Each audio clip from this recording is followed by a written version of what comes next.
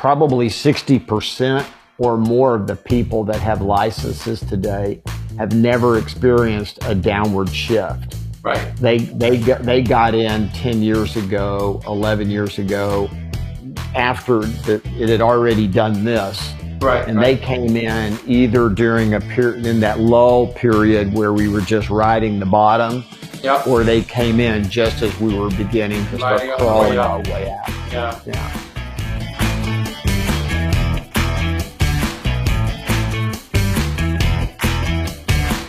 I'd like to make our time today about shifts in the market. You've been in this business long enough to have seen a couple of pretty important shifts.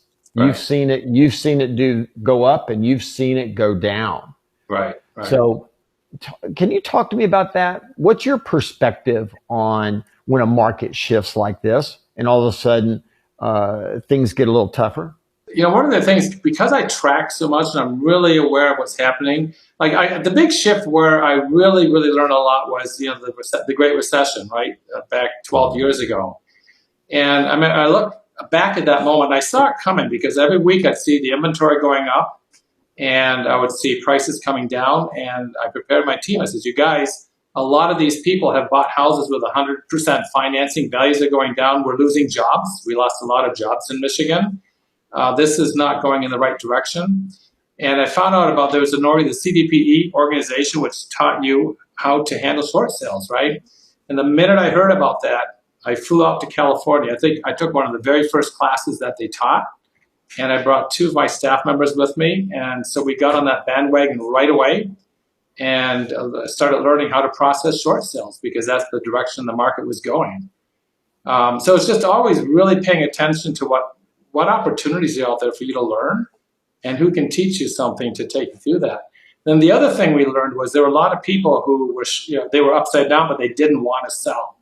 And so what we did, we started managing rentals, right? We had a whole bunch of rentals at one point. And the nice part about that was that over time, all those rentals eventually became listings as the market started rising.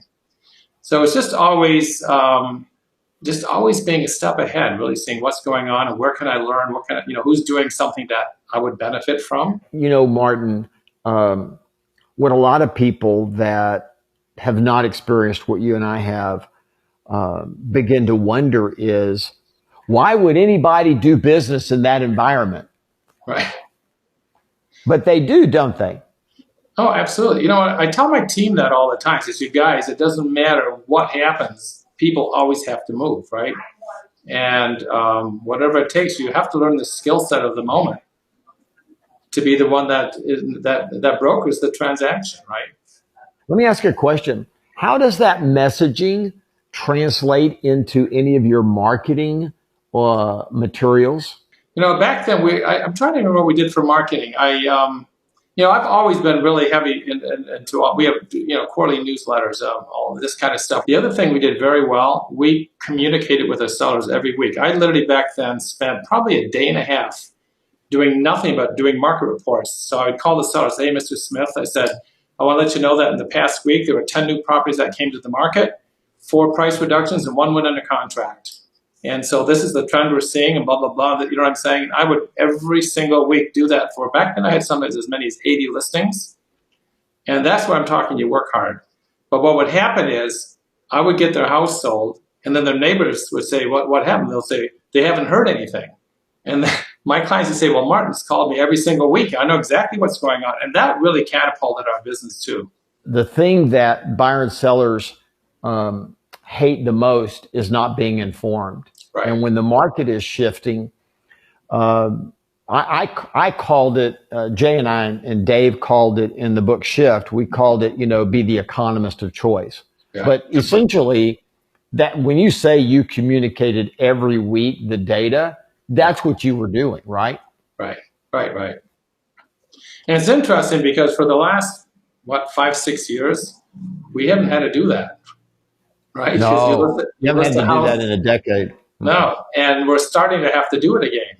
And a lot of agents haven't done it, right? They've never had to. No, probably 60% or more of the people that have licenses today have never experienced a downward shift. Right. They got in 10 years ago, 11 years ago, after it had already done this. Right. And right. they came in either during a period, in that lull period where we were just riding the bottom, Yep. or they came in just as we were beginning to start crawling our way out. Yeah. Yeah. People keep asking me, like, the big question is, are property values going to plummet? A lot of people have that anxiety, and I don't feel that that's going to happen. I think we're going to see a little bit of a correction, but I don't think the difference between now and then is we have very strong demand. Supply is way below where it should be. Two things about that.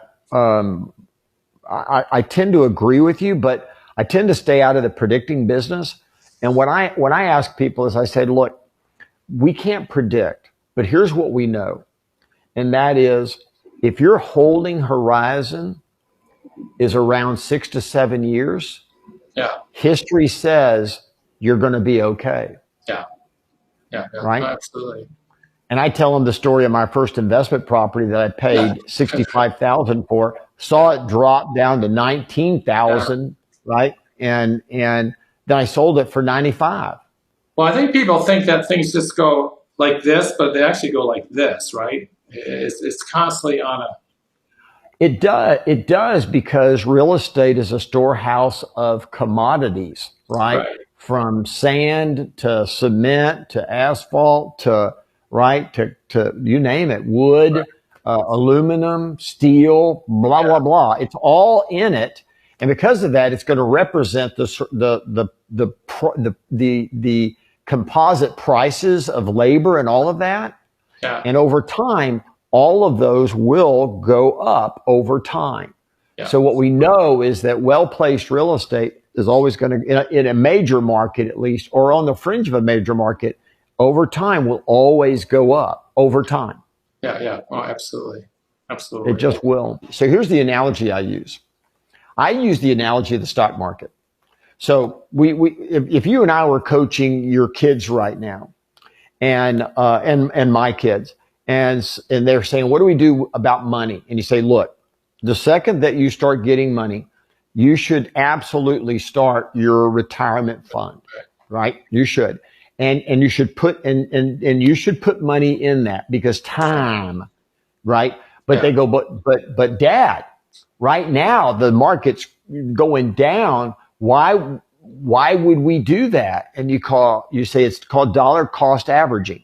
Right. And that is, you can't predict the market.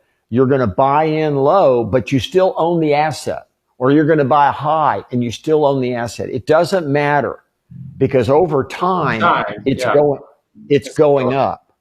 So if you're going to own real estate, buy the right pieces of real estate. Right. I think you said this at one of the masterminds, that the stock market simply has to go up, because if it doesn't go up, it's sort of the end of our democracy, right? I mean, it's sort of that's a very powerful. Right. That really that really hit me. The federal government will do everything in their power in a democracy. Yeah. Everything in their power. And, it's weird. I mean, this market could go in such a way that all of a sudden we see supply chain fixed in regards to gas and food, let's say, and that gets fixed. So all of a sudden we see that inflation pressure come off relatively quickly. Yeah. And if that all happens, they may find themselves looking up and saying, hold it, real estate may be the drag on the economy. And then you watch it. If that actually happens, they'll turn around and drop those rates again. Yeah. They're raising them so they have a place to go. Interesting. Okay. I mean, that's why they're doing it. They have to raise it. They need to slow down. I mean, come on, having 5 offers on your house the day you list it, no matter what your price is, that's fantasy land. We lived that for a couple of years. We're not going to see that for a long time. Any parting advice to someone who's staring at this thinking that the world's fixing to end? I always tell people always have to buy and sell, right? And you want, like I said earlier, you just have to develop the skill set for that time, and which is basically based on what is your market knowledge, what is your experience, you know what I'm saying, and being able to explain that to the client so that they can understand and cooperate with your feedback. I mean, it's pretty straightforward. And the biggest thing, you got to have the data. You really do, and understand it. That's big. I think that's it. Yeah. That's it. All right, my friend. Good seeing you. Excellent. You too, Gary. Take care. Yeah, take care. Bye-bye. Okay, bye-bye.